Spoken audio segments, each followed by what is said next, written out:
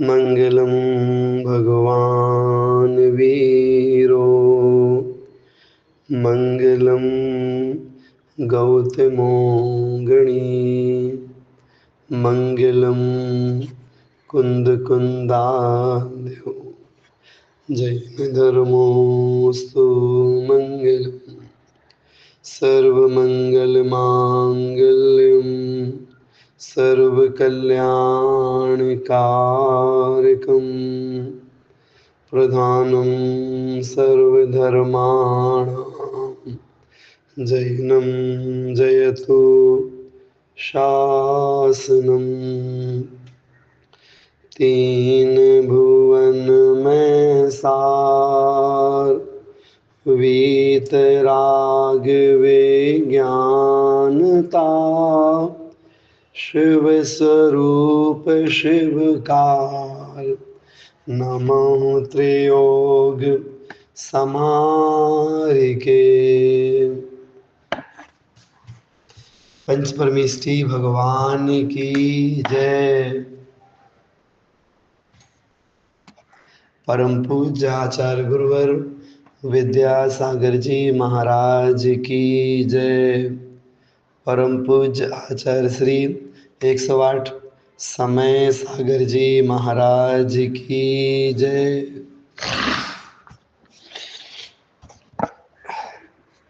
छह ढाला ग्रंथ का स्वाध्याय हम सभी सुन रहे हैं। तीसरे ढाल के माध्यम से निश्चय रत्नात्रय की चर्चा है।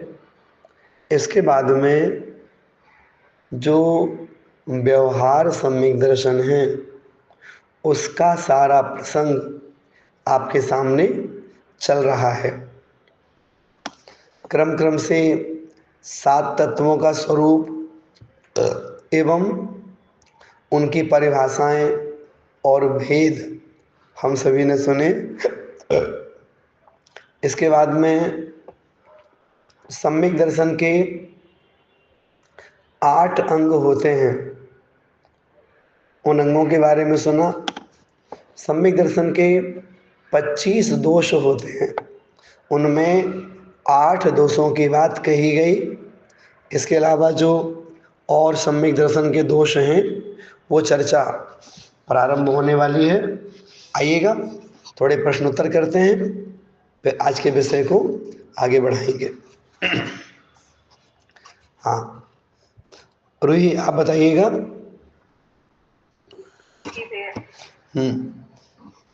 सम्यक दर्शन के प्रारंभ के 4 अंगों को अपने शरीर के 4 अंगों के साथ घटित कीजिए। निशंकित दाहिना पैर और निकांक्षित बायां पैर और निर्विचिकित्सा हमारा बायां हाथ और क्या कहते हैं इसको, निर्विचिकित्सा के बाद अमूढ़ दृष्टि हमारा दाहिना हाथ। बहुत सुंदर, एकदम सही उत्तर दिया आपने। आइएगा इसके बाद के जो 4 अंग हैं उनके नाम और हमारे शरीर के बाद के 4 अंगों के नाम। श्वेता जी आप बोलिए। जी भैया जी। ये कोहन, नितंब और स्थितिकरण पीठ, स्थितिकरण वात्सल्यांग हृदय और प्रभावना सिर मस्तिष्क। बहुत सुंदर, बहुत बढ़िया। आइएगा सम्यक दर्शन के 8 अंगों के विपरीत 8 दोष होते हैं। यदि 8 दोषों के नाम पूछे जाएं तो कैसे बताएंगे रेशमा जी? जी भैया जी। पहला शंका, दूसरा कांक्षा, तीसरा चिकित्सा और चौथा अमूढ़ दृष्टि, चौथा मूढ़ दृष्टि, पांचवा अनुपकुहन और छठवा अस्थितीकरण, सातवां अवात्सल्य और 8वां अप्रभावना। बहुत बढ़िया, बहुत सुंदर। आइएगा, आज का हमारा अगला प्रश्न है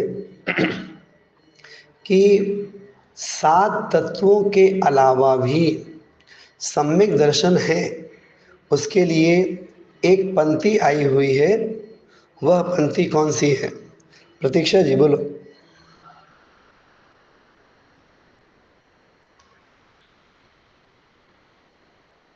शिल्पी जी आप बोलिए।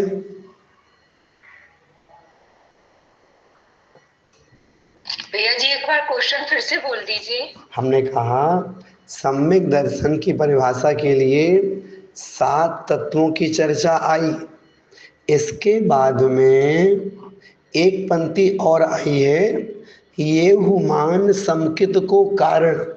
ये हुमान मतलब क्या? नहीं मालूम भैया जी। कोई दिक्कत नहीं है। रश्मि जी आप बताइए। ये हुमान समकित को कारण, ये सातों तत्व सम्यक दर्शन में सहायी या कारण है। एक पंक्ति और है इसके ऊपर वाली। देव जिनेन्द्र गुरु पर धर्म दयाजुत सारो। बहुत बढ़िया, यही बोलना था हमें कि देव जिनेन्द्र गुरु परिग्रह विन धर्म दयाजुत सारो, ये हुमान समकित को कारण। बहुत बढ़िया। 7 तत्व तो है ही, साथ साथ में देव, धर्म और गुरु, इनका भी श्रद्धान करना है। तो देव कैसे हैं, धर्म कैसा है, गुरु कैसे हैं, वो बताया गया। देव जिनेन्द्र ऐसे, गुरु परिग्रहविन और धर्म दया से सहित। चलिए हमारा अगला क्वेश्चन है। प्रतीक्षा आप बताएंगे? जी भैया। हाँ, हमारा प्रश्न है, जीव के मीन्स आत्मा के 3 भेद और उनके भेद बताइए। आत्मा के 3 भेद हैं, बहिरात्मा, अंतरात्मा, परमात्मा। और अंतरात्मा के भी 3 भेद हैं, उत्तम आत्मा, मध्यम आत्मा और जघन्य आत्मा। कैसे बोलेंगे उसको? परमात्मा के, सुनो कैसे बोलेंगे? उत्तम जी। उत्तम मतलब?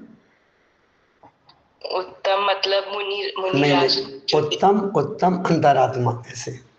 उत्तम अंतरात्मा, मध्यम अंतरात्मा, जघन्य अंतरात्मा और परमात्मा के 2 भेद, सकल परमात्मा, निकल परमात्मा। सकल परमात्मा अरिहंत परब्रह्म। बस बहुत बढ़िया, बहुत बढ़िया, बहुत अच्छा। तो अलका जी आपसे क्वेश्चन हमारा है, 6 ढाला की तीसरी ढाल की पहले छंद की 2 पंक्तियां नीचे वाली भैया। हाँ। जी। सम्यक दर्शन ज्ञान चरण शिव मग सो दुविधि विचारो, जो सत्यार्थ रूप सुनिश्चय कारण सो व्यवहारो। बहुत बढ़िया, बिल्कुल सही है। रोली जी आप बताइएगा। जी भैया। निश्चय सम्यक दर्शन, निश्चय सम्यक ज्ञान और निश्चय सम्यक चारित्र, तीनों की एक पंक्ति बोलिए। हर द्रव्य नित्य भिन्न आप में रुचि सम्यक भला है, आप रूप को जान पनो सो सम्यक ज्ञान कला है, आप रूप में लीन रहे थिर सम्यक चारित्र सोई। बहुत बढ़िया। चलिएगा अब आज की पढ़ाई करना चाहेंगे हम। अब कहा जा रहा आपके सामने कि 8 मद कौन कौन से हैं, ये बताने के लिए 4 पंक्तियां हैं। 13वें छंद की नीचे की 2 पंक्तियां और 14वें छंद की ऊपर की 2 पंक्तियां। इन पंक्तियों का उच्चारण करने के लिए अतिशय मोबाइल नंबर है, अतिशय लिखा हुआ है। नहीं, सची जी आप बोलिए। जी भैया जी। 13वां छंद जो हमने कहा है वैसा बोलना आपको। पिता भूप वा मातुल नृप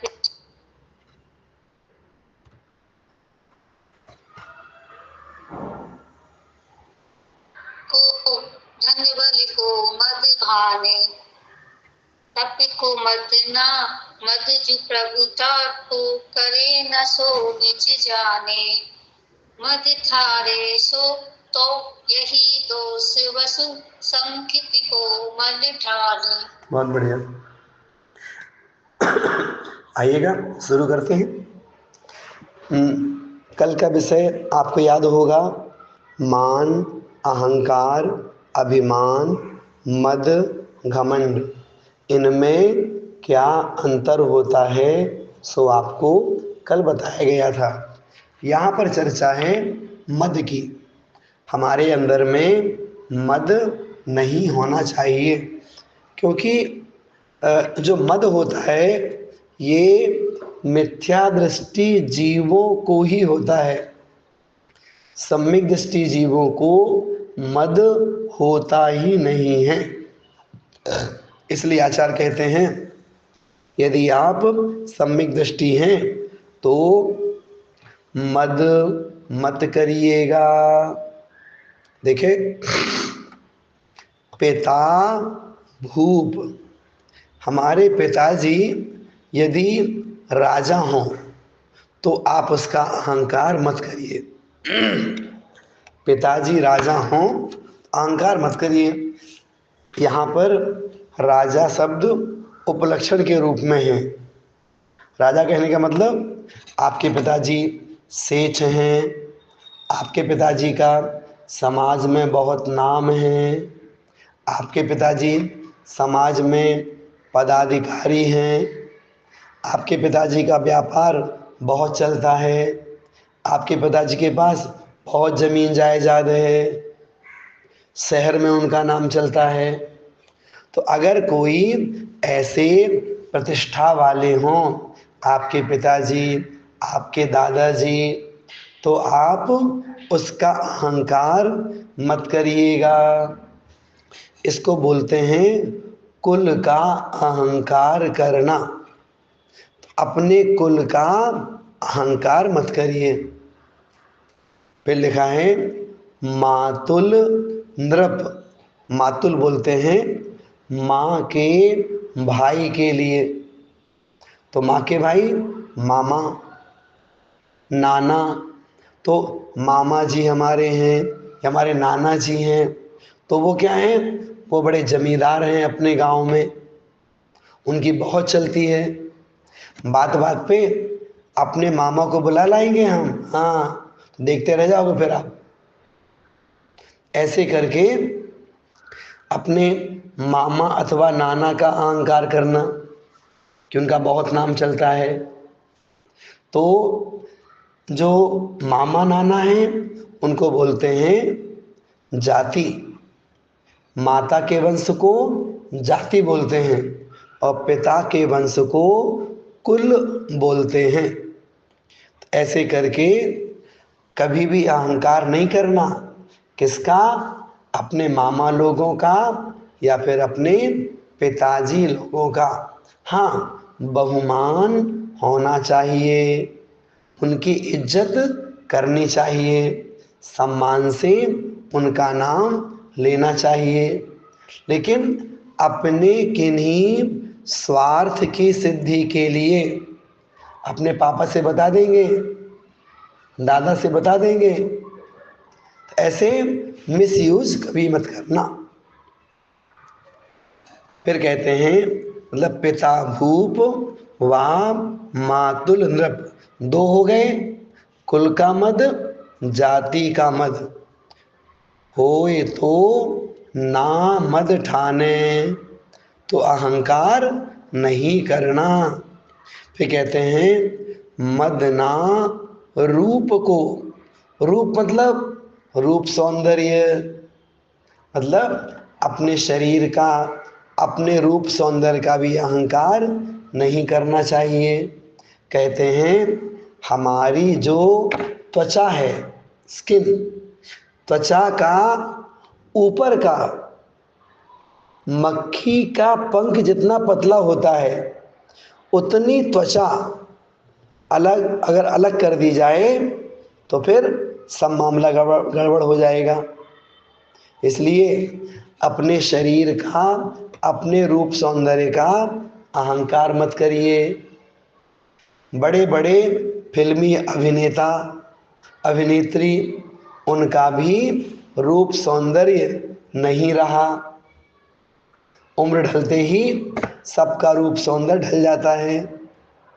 इसलिए रूप का अहंकार नहीं करना चाहिए, विचार करना चाहिए। हमने पिछले भव में अरहंत भगवान की भक्ति करी होगी, इसलिए ऐसा सुंदर रूप हमें प्राप्त हुआ है। क्योंकि भक्ते सुंदर रूपम, भगवान की भक्ति करने से सुंदर रूप की प्राप्ति होती है। ये सब पुण्य का फल है, इन फलों का अहंकार नहीं करना चाहिए। तो तीसरा हो गया मदना रूप को, अर्थात रूप का मद नहीं करना।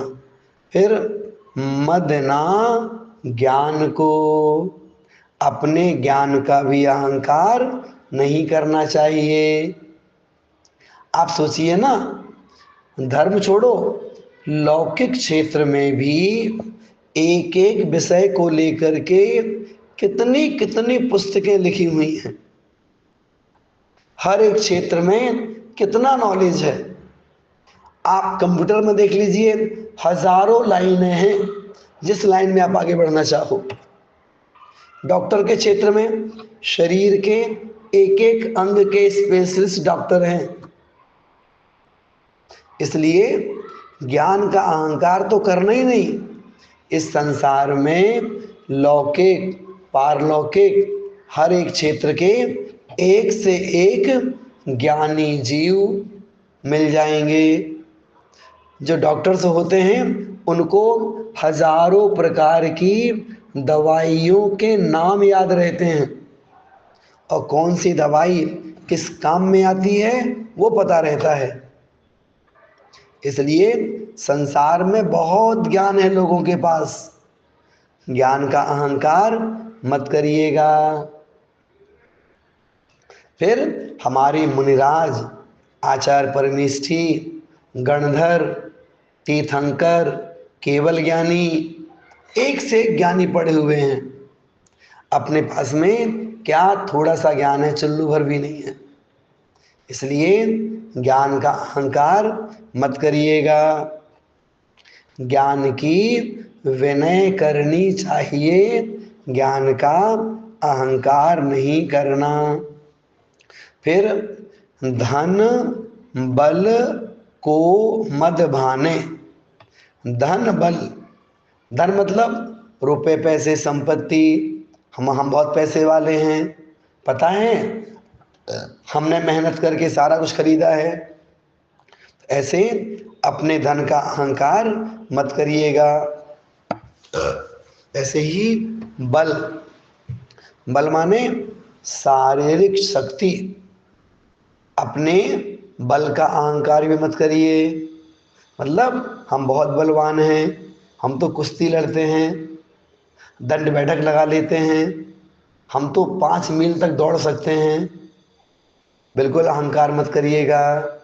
किसका? अपने बल का। मतलब एक छोटी सी बीमारी हाथी जैसे शरीर को भी निढाल कर देती है। कितना ही बलवान कोई हो, छोटा सा रोग आ जाए सब खत्म हो जाता है। इसलिए अपनी शक्ति का अहंकार मत करिए। कितना हो गया? रूप का, ज्ञान का, धन का, बल का। 4 ये हो गए, 2 ऊपर हो गए थे, 6 हो गए। अब कह रहे हैं तप को मदना, तप को, अपनी तपस्या का अहंकार भी मत करिएगा। कोई बोले हम तो अष्टमी चौदस को उपवास करते हैं। आपने कभी उपवास किया? जो उपवास नहीं करता है ना, उसको ऐसे देखते हैं हम घृणा की दृष्टि से। नहीं भैया, कभी नहीं। जो जितना कर पाए उतना अच्छा है। और आपने 10 उपवास किए 10 लक्षण में, बहुत अच्छी बात है। हम आपकी तपस्या की प्रशंसा करते हैं, लेकिन आप अपनी प्रशंसा सुन करके अहंकार मत करिएगा। आप तपस्या करेंगे, लोग आपकी प्रशंसा करेंगे, लेकिन आप प्रशंसा में मत आइएगा। आप सोचिएगा 10 उपवास क्या, हमारे मुनिराज तो 1-1 महीने के उपवास करते हैं। भगवान आदिनाथ स्वामी जी को तो 6 महीने तक आहार नहीं मिला। आप सोचो, आप उन्होंने कितनी तपस्या करी। बाहुबली स्वामी साल भर खड़े रहे हैं वो तो। ऐसे करके अपनी तपस्या का अहंकार भी मत करिएगा। ऐसे ही मदजू प्रभुता को, प्रभुता मतलब ऐश्वर्य। आपका बहुत नाम है सब जगह, सब जगह लोग पहचानते हैं आपको, आपकी प्रभुता बहुत है। अपनी प्रभुता का अहंकार भी मत करिएगा। तो 2 यहाँ पर हो गए। पहली पंक्ति में 2, दूसरी पंक्ति में 4, तीसरी पंक्ति में 2, 8 हो गए। कहते हैं करे ना जो नहीं करता है। क्या नहीं करता है? अहंकार अर्थात मद नहीं करता है। सो निज जाने, वह अपनी आत्मा को पहचानता है। जो अहंकार नहीं करता वही वास्तव में अपनी आत्मा को पहचानता है। वो समझता है भैया हर आत्मा में अनंत गुण हैं, हर आत्मा में अनंत गुण हैं। हम अपने गुणों का क्या अहंकार करें? किसको दिखाएंगे अपने गुण? हम जिसको दिखाएंगे उसके पास भी कोई ना कोई क्वालिटी है। हम किसी तीसरे को दिखाएंगे, उसके पास भी कोई ना कोई क्वालिटी है। इस संसार में कोई बुद्धू नहीं है। हर किसी के पास में अपने अपने क्षेत्र का ज्ञान है, अपने अपने क्षेत्र की प्रतिभा सबके पास में है ना। इसलिए अहंकार नहीं करना।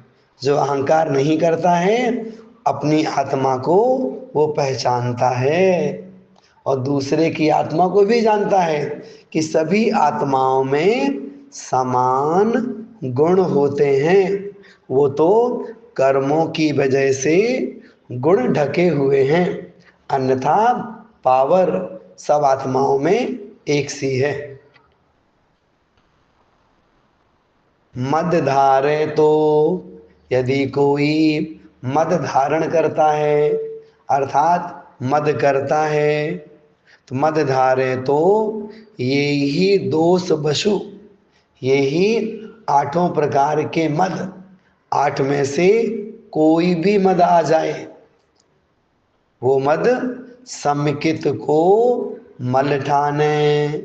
समकित को हमारे सम्यक दर्शन में मल ठाने, मल उत्पन्न करता है।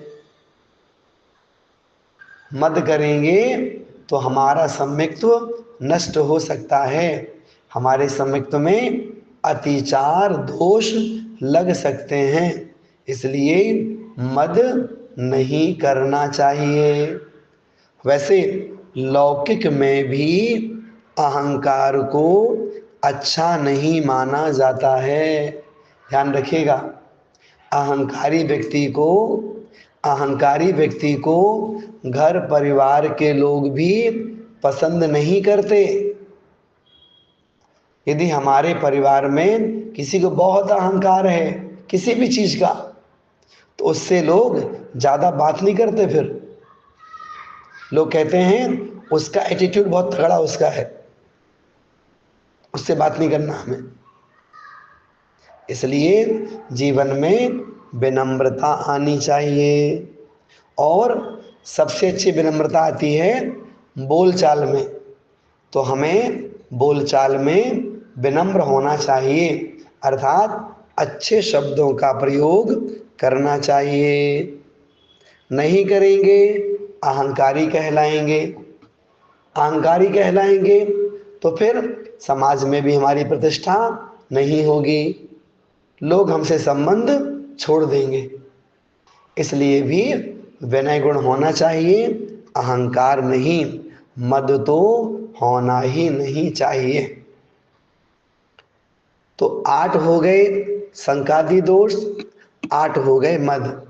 8 और 8 16। अब 16 के बाद में आगे बताया जा रहा है।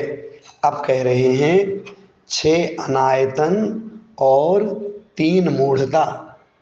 इन दोनों के बारे में आपको और बताया जाएगा कि 6 अनायतन कौन से हैं और 3 मूढ़ताएं कौन सी हैं। जी, अर्चना जी के नाम से मोबाइल है, बोलिए। 2 पंक्तियां हैं, बोलेंगे नहीं। राजवी जी, हमारी आवाज आ रही है ना? गुरु जी जी जी बोलिए। गुरु कुदेव कुब्रस सेवक की नहीं प्रशंस उच्च रहे हैं। जिन मुनि जिन श्रुति बिन को गुरादिक तिने न नमन करे हैं। बहुत बढ़िया। देखो ध्यान रखिएगा, 2 पंक्तियां हैं ना, ऊपर की पंक्ति में 6 अनायतन बताए, नीचे की पंक्ति में 3 मूढ़ताएं बताई गई हैं। आपको याद होगा अनायतन के बारे में हमने आपसे कहा था, कुगुरु कुदेव कुब्रश। कुगुरु खोटे गुरु, कुदेव खोटे देव, कुब्रश खोटा धर्म। तो ये 3 हो गए। और सेवक, कुगुरु के सेवक, कुदेव के सेवक, कुब्रश कुधर्म के सेवक, तीनों 3 6 हो गए ना। तो ये 6 क्या हैं? ये 6 अनायतन हैं। इनकी नहीं प्रशंस उचरे है। उचरे मतलब चिंतन, कहना, दोनों चीज आएंगी। इनकी प्रशंसा नहीं करता। किसकी प्रशंसा नहीं करता? कुदेव, कुगुरु और कुधर्म, और इनके सेवक माने इनको मानने वाले। इनमें से 6 हो गए ना, इन 6 में से किसी की प्रशंसा नहीं करता। कैसे नहीं करता? कुछ उदाहरण आपको देते हैं, उदाहरण के समझने के लिए हैं। किसी का त्योहार आता है 1 महीने का, कहते हैं वो लोग दिन में नहीं खाते, वो लोग दिन में गले में थूक भी नहीं गुटकते, वो है ना। तो फिर उसके बाद सनसेट जैसे होता है ना वैसे खाने लगते हैं। तो लोग ऐसे लोग की प्रशंसा करते हैं, उनका धर्म देखो कितना कट्टर है, दिन में वो लोग थूक भी नहीं निकलते। इस प्रकार की चर्चाएं हमें नहीं करनी चाहिए। ये क्या है? ये हमारे लिए अनायतन की प्रशंसा कहलाती है। आपको धर्म की समझ है, अरे आप नाम लो ना आचार्यों के, आप इनकी बात करो ना, शांति सागर आचार्य महाराज की, कि शांति सागर जी आचार्य महाराज इन्होंने अपने पूरे मुनि अवस्था के बाद 9,938 उपवास किए। एक नेमी सागर जी महाराज हुए, उन्होंने 11,000 उपवास किए अपने पूरे मुनि अवस्था में। आपको प्रशंसा करनी है, दिगंबर साधुओं की प्रशंसा करिए, उनके तप त्याग की प्रशंसा करिए, और किसी की नहीं, है ना। ऐसे ही बड़े बड़े मठाधीश होते हैं, बड़े बड़े जिनके बंगले होते हैं अनेकों स्थानों पर, है ना, ऐसे लोग की प्रशंसा नहीं करना। ऐसे लोग फंस गए, देखो 2-4 दिन से देख रहे होंगे आप लोग। ये सब क्या है? ये सब कुदेव आदि हैं, कोई गुरु है अपने आप को, है ना, अपने आप को एकदम क्या मानते हैं, शंकर मानते हैं, बिल्कुल अपने आप को मठाधीश मानते हैं। हम ऐसे कुगुरु आदियों की प्रशंसा नहीं करते, न कुधर्म की करते, न ही कुदेव की करते, न इनके मानने वालों की करते। याद रखिएगा, ऐसे लोगों से हमारा व्यापार चलता है, अलग बात है वो, लेकिन धर्म में समझौता नहीं करेंगे। नीचे की पंक्ति, जिन मुनि जिन श्रुत विन कुगुरादिक तनैना नमन करे हैं। जिन अर्थात अरहंत भगवान, मुनि मुनि महाराज जी, और जिन श्रुत माने जिनवाणी, तो देव शास्त्र गुरु इनके बिना कुगुरादिक जो कुगुरुवादी हैं, तनैना नमन करे हैं। कभी भी खोटे देव शास्त्र गुरु को वो नमस्कार करने नहीं जाता है, नमस्कार नहीं करना चाहिए, है ना। ऐसा नहीं कि हनुमान चौक से निकले तो वहां पर हाथ जोड़े और प्रणाम किया फिर आगे बढ़े, सोचने नहीं भाई।